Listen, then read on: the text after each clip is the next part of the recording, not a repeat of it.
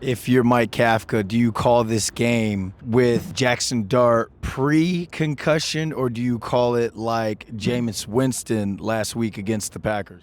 Well, I am very fascinated to see how Mike Kafka, the head coach, calls this game with Jackson versus Mike Kafka, the offensive coordinator. You know, everybody was all over Brian Daboll for the number of design runs that he called for Jackson, but the reality is Kafka was the one that was calling those plays, right? And now he's the head coach. Does he continue to do that? Is there a little bit more caution? I suspect there'll be a little more caution.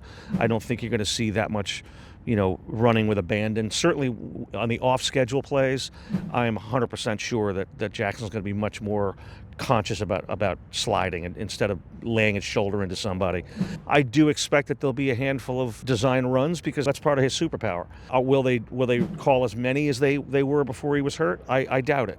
But it will be an interesting dynamic to see how Kafka calls the game as the head coach. I mean, listen, there's been a lot of speculation about maybe Daboll's firing, a part of that being the fact that Jackson got hurt, which I think is nonsense and ridiculous. But I mean, that's everybody's throwing their stamp on these kind of things. But as I said, at the end of the day, Kafka was the guy calling the plays.